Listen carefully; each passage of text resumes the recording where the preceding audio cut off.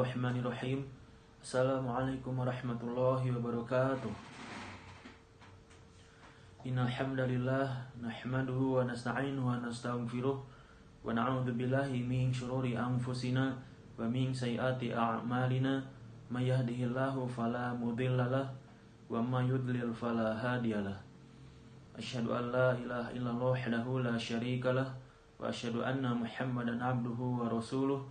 Allahumma sholli ala Muhammad wa ala ali Muhammad kama shallaita ala Ibrahim wa ala ali Ibrahim wa barik ala Muhammad wa ala ali Muhammad kama barakta ala Ibrahim wa ala ali Ibrahim fil alamin innaka Hamidum Majid. Qala Allah Ta'ala fil Qur'anil Karim, a'udzu billahi minasyaitonir rajim. Bismillahirrahmanirrahim.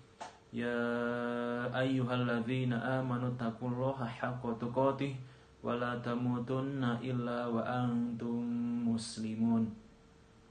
Sadaqallahul aliyyul azim wa sadaqa rasuluhun nabiyul karim wa nahnu ala dzalika minasyahidin wasyakirin walhamdulillahirabbil alamin. Yang saya hormati Bapak Kepala SMP Islam Bakti Asih. Yang saya hormati Bapak, Ibu pendidik dan tenaga kependidikan SMP Islam Bakti Asih. Yang saya hormati para orang tua dan wali siswa-siswi SMP Islam Bakti Asih. Dan yang Bapak banggakan dan Bapak cintai, anak-anakku, siswa-siswi kelas 9, kelas 8, dan kelas 7 SMP Islam Bakti Asih. Pertama-tama dan yang paling utama, marilah kita panjatkan puji dan syukur kehadirat Allah Subhanahu wa Ta'ala yang telah memberikan begitu banyaknya nikmat kepada kita semua, atas berkat nikmat yang Allah anugerahkan kepada kita, atas berkat nikmat yang telah Allah karuniakan kepada kita, diantaranya nikmat iman, nikmat Islam, nikmat kesehatan, sehingga alhamdulillah pada hari ini kita masih bisa melaksanakan salah satu kewajiban kita, yaitu melaksanakan ibadah saum di bulan Ramadan. Salawat dan salam semoga selamanya terlimpahkan kepada Nabi besar kita, Nabi penghujung zaman, Nabi yang telah membawa umatnya dari zaman kegelapan jahiliyah menuju zaman cahaya Islam, yakni Habibana wa Nabiyana wa Maulana Muhammad sallallahu alaihi wasallam, dan kepada keluarganya, kepada para sahabatnya, kepada para tabi'in tabi'atnya, dan sampai kepada kita semua selaku umatnya. Semoga kita mendapatkan syafaatnya di yaumil qiyamah. Amin ya Allah ya rabbal alamin. Ikhwati fiddin rahimakumullah. Tidak terasa sekarang kita sudah berada di penghujung bulan Ramadan, dan sebentar lagi bulan Ramadan akan pergi meninggalkan kita.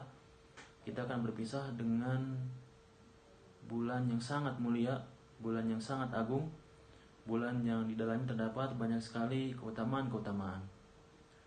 Ikhwati fiddin rahimakumullah. Para sahabat pada zaman dahulu, mereka sangat bersedih manakala mereka akan segera berpisah dengan bulan Ramadan. Manakala bulan Ramadan akan segera pergi meninggalkan mereka, karena mengingat begitu banyaknya keutamaan-keutamaan yang terdapat di bulan Ramadan, dan itu tidak terdapat di luar bulan Ramadan. Ikhwati fiddin rahimakumullah. Maka marilah di penghujung bulan Ramadan tahun ini, marilah kita menghisab diri, marilah kita bermuhasabah diri, marilah kita merenung, marilah kita mengintrospeksi diri kita. Apakah kita sudah maksimal dalam melaksanakan ibadah saum di bulan Ramadan? Apakah ibadah saum kita lakukan atas dasar yaitu karena Allah Subhanahu wa Ta'ala, ikhlas karena Allah Subhanahu wa Ta'ala? Kemudian apakah ibadah saum yang kita lakukan dan ibadah-ibadah yang lain yang kita lakukan, kita melakukan ibadah tersebut sesuai dengan sunnah Rasulullah SAW, sesuai dengan apa yang diajarkan oleh Rasul, sesuai apa yang telah dicontohkan oleh Rasul. Kemudian sudah sebanyak apakah tadarus Al-Quran kita, tilawah Al-Quran kita, kemudian sudah seberapa banyakkah sedekah kita, yang mana itu bisa menjadikan ibadah saum di bulan Ramadan yang kita lakukan pada tahun ini merupakan ibadah saum yang terbaik yang pernah kita lakukan selama kita hidup di dunia ini.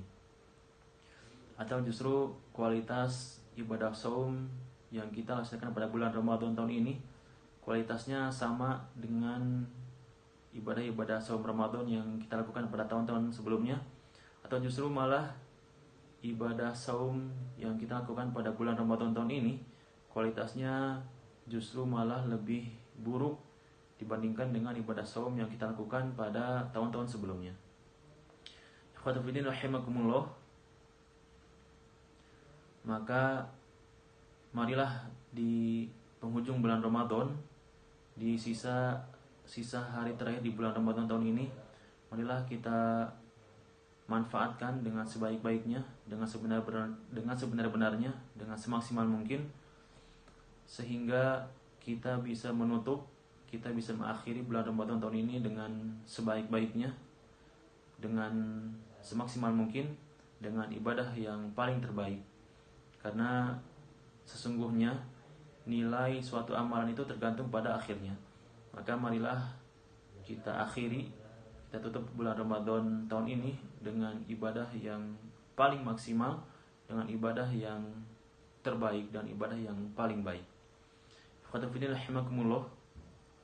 Kemudian di sisa beberapa hari terakhir di bulan Ramadan tahun ini, marilah kita berpikir, marilah kita berangan-angan, andaikan bulan Ramadan tahun ini adalah bulan Ramadan terakhir yang kita jumpai, yang kita temui selama kita hidup di dunia.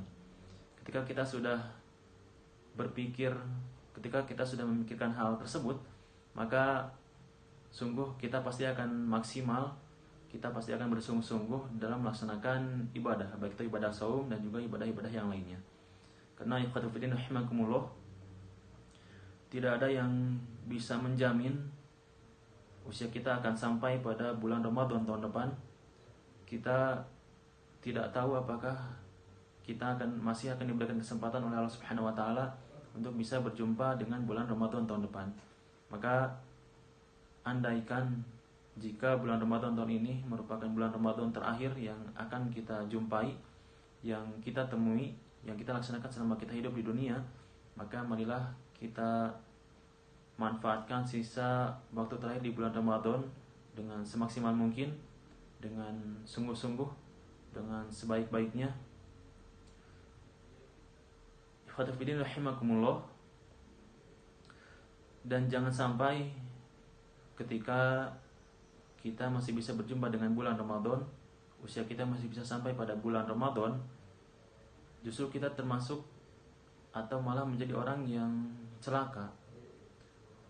Sebagaimana terdapat dalam salah satu hadis dari Jabir radhiyallahu anhu, pada suatu ketika Rasul sedang berada di atas mimbar, dan pada saat itu Rasul sedang menaiki anak tangga pertama, kedua, dan ketiga seraya mengucapkan atau berkata amin.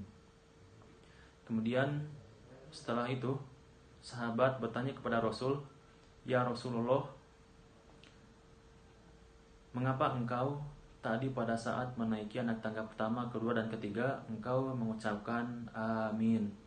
Kemudian Rasul menjawab, "Ketika aku menaiki anak tangga pertama, malaikat Jibril mendatangiku, kemudian mengatakan atau berdoa, celakalah seorang hamba yang mana seorang hamba tersebut masih bisa berjumpa ataupun bertemu dengan bulan Ramadan, namun setelah berakhirnya bulan Ramadan, dosa-dosanya masih belum diampuni oleh Allah Subhanahu wa taala." Kemudian Rasul pun menjawab ataupun membalas doa malaikat Jibril dengan mengucapkan amin. Kemudian aku menaiki anak tangga kedua, dan malaikat Jibril berdoa ataupun berkata, celakalah seorang hamba manakala kedua orang tuanya masih hidup, ataupun salah satu dari kedua orang tuanya masih hidup, namun itu tidak menjadikan seorang hamba tersebut masuk ke dalam syurganya Allah Subhanahu wa taala. Kemudian Rasul pun membalas atau menjawab dengan mengucapkan amin. Kemudian aku menaiki anak tangga ketiga dan malaikat Jibril berkata ataupun berdoa, celakalah seorang hamba manakala disebut namamu di hadapannya, namun hamba tersebut tidak bersalawat untukmu. Dan aku pun menjawab amin. Ikhwatul fillah rahimakumullah, dari 3 doa malaikat Jibril tersebut, salah satu doa yaitu celaka seorang hamba manakala hamba tersebut masih bisa berjumpa dengan bulan Ramadan, manakala usianya masih bisa sampai pada bulan Ramadan, namun ketika bulan Ramadan sudah berakhir, dosa-dosanya masih belum diampuni oleh Allah Subhanahu wa taala. Nauzubillah tsumma nauzubillah min dzalik. Ikhwatiddin rahimakumullah, karena jika dosa kita tidak diampuni oleh Allah di bulan Ramadan, maka di waktu yang mana dosa-dosa kita yang sangat banyak, yang begitu banyak, akan diampuni oleh Allah Subhanahu wa taala. Ikhwatiddin rahimakumullah. Kemudian dari penjelasan hadis tersebut, dari syarah hadis tersebut, dapat juga diambil penjelasan, yaitu terdapat 3 kelompok atau 3 golongan orang yang dosa-dosanya tidak akan diampuni oleh Allah Subhanahu wa taala. Yang pertama yaitu adalah orang-orang kafir. Orang-orang kafir yang karena kekafirannya mereka tidak melakukan ibadah saum. Kemudian jika pun mereka melaksanakan ibadah saum mereka tidak akan diterima oleh Allah Subhanahu wa taala.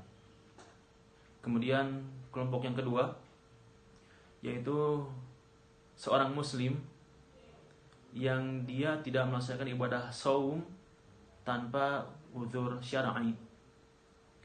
Padahal dia tidak sedang dalam keadaan sakit, dia tidak sedang dalam keadaan bepergian, dalam keadaan safar, kemudian juga dia tidak dalam keadaan haid ataupun nifas, namun seorang muslim tersebut dia tidak melaksanakan ibadah saum di bulan Ramadan.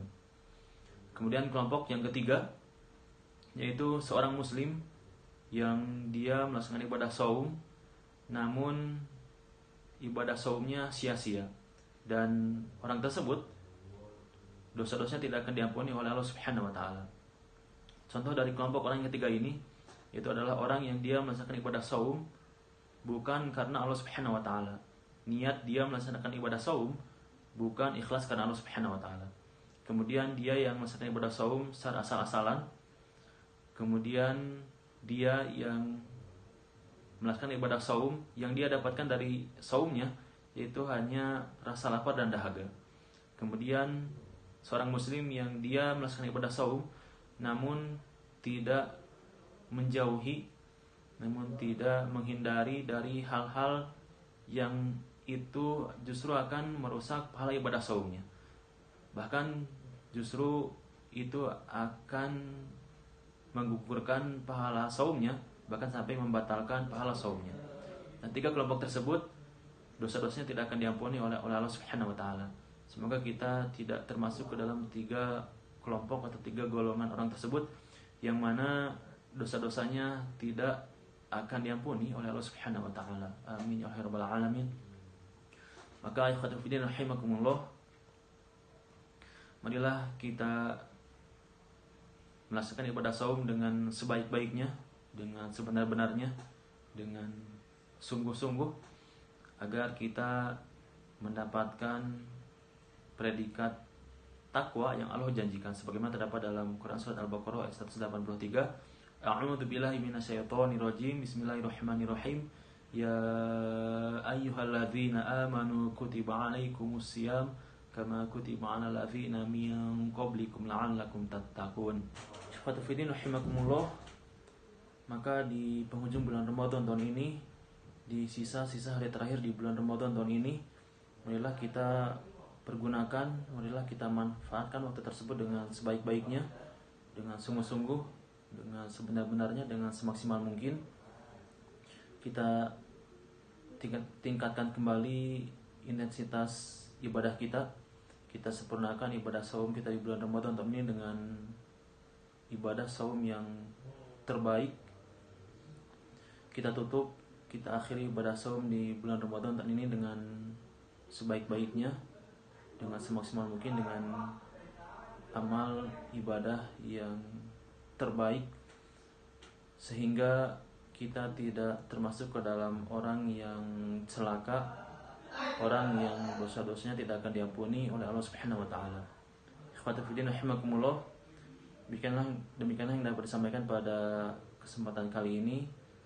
Semoga Allah Subhanahu wa taala memberikan kekuatan, memberikan taufik, memberikan hidayah, memberikan istiqomahan kepada kita agar kita mampu melaksanakan ibadah saum di sisa-sisa hari terakhir di bulan Ramadan dengan sebaik-baiknya, dengan sungguh-sungguh, dengan semaksimal mungkin.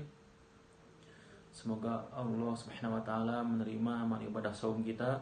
Semoga Allah Subhanahu wa taala menerima amal-amal ibadah lain yang kita lakukan pada bulan Ramadan tahun ini, dan semoga Allah Subhanahu wa taala mengampuni semua dosa-dosa yang telah kita perbuat selama kita hidup di dunia ini.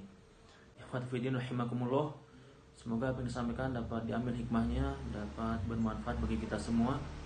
Mohon maaf apabila ada kesalahan. Yang benar datangnya dari Allah Subhanahu wa taala, kesalahan mutlak dari diri saya pribadi. Aku qouli hadza wa akhiran aqulu lakum wassalamu alaikum warahmatullahi wabarakatuh.